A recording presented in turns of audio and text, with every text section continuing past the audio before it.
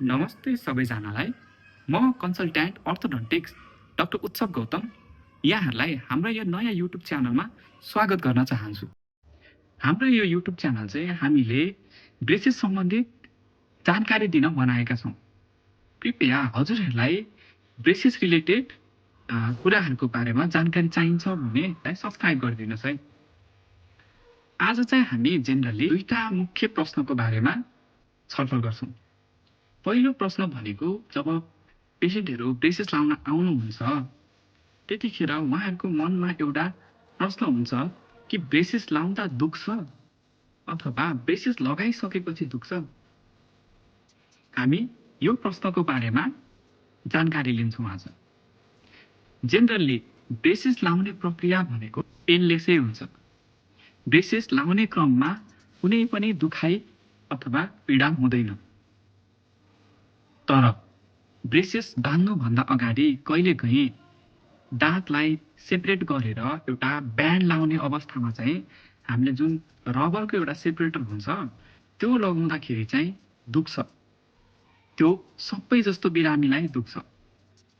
त्यो बाहेक अरू प्रोसिजर गर्दाखेरि ब्रेसेस लाउँदाखेरि जेनरली पीडा हुँदैन अथवा दुखाइ हुँदैन। अब ब्रेसेस लगाइसकेपछि के हुन्छ त? जेनरली ब्रेसेस लगाइसकेपछि कसैलाई दुखाइ हुन सक्छ, कसैलाई दुखाइ नहुन पनि सक्छ।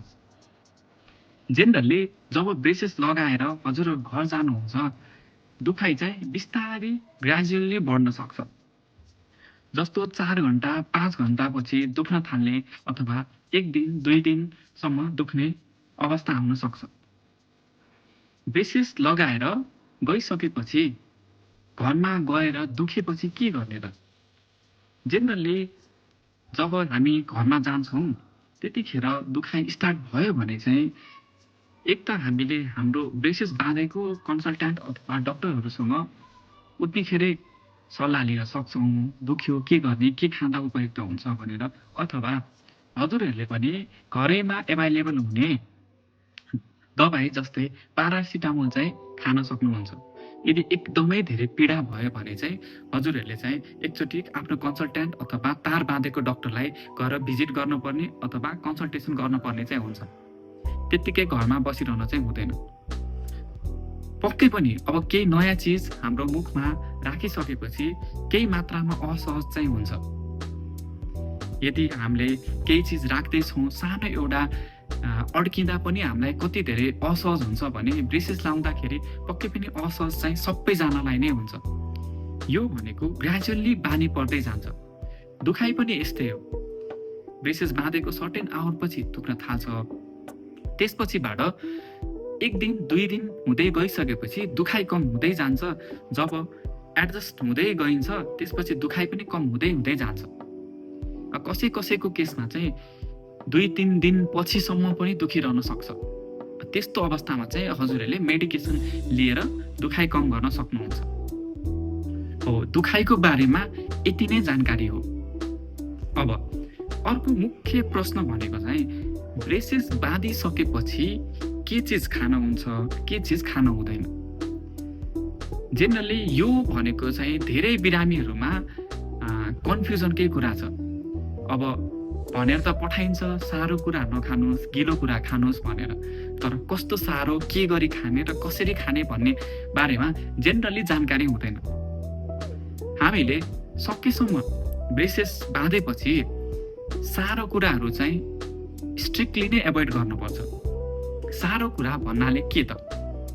सारो कुरा भन्नाले ओखर आउन सक्छ, छुर्पी पर्न सक्छ, सारो फलफुलहरू पर्न सक्छ, काँचो मासुहरू पर्न सक्छ। सबै यी सारो क्याटेगोरी अथवा ब्रेसेसलाई हार्म गर्ने क्याटेगोरीका खानेकुरा हुन्।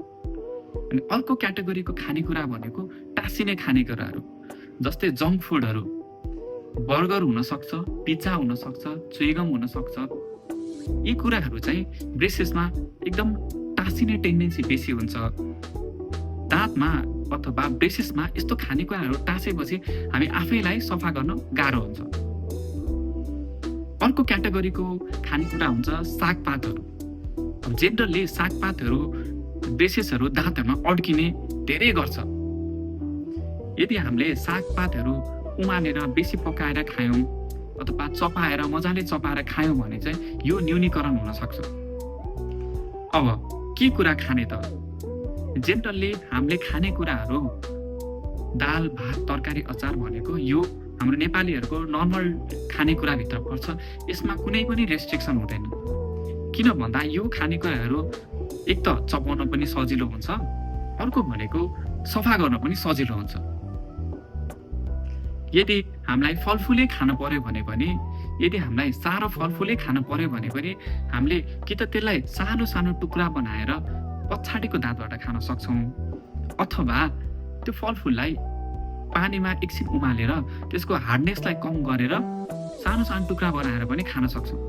अब जस्तै गाजर, काँक्रो, मुलाहरू हुन्छ, यो त हामीले एकैचोटि खाँदाखेरि चाहिँ तपाईँको साह्रो हुन्छ। यो खानेकुराहरू यसले ब्रेसेसलाई असर पार्न सक्छ। यो कुराहरूलाई चाहिँ हामीले सर्टेन एकछिन उमाल्ने र यसलाई गिलो अलिकति यसको हार्डनेस कम हुन्छ र हार्डनेस कम भएपछि हामीले खान सक्छौँ। यो कुरामा ध्यान दिन पर्यो कि ब्रेसेस लगाएपछि सकेसम्म गिलो कुराहरूमा फोकस गर्नु पर्यो। गिलो कुराहरू र कम चपाउन पर्ने कुराहरू भयो भने हामीलाई आफैलाई सजिलो हुन्छ। एक त ब्रेसेस भाँचिने अथवा टुट्ने डर पनि कम भयो, अर्को भनेको टाँसिने चान्स पनि कम हुन्छ। यसलाई सफा गर्न पनि सजिलो हुन्छ, जसले गर्दाखेरि हाम्रो ब्रेसेसको लङ्गिभिटी पनि बढेर जान्छ र ब्रेसेसहरू फुस्किने, भाँचिने, ब्रेक हुने चान्स पनि एकदम घटेर जान्छ।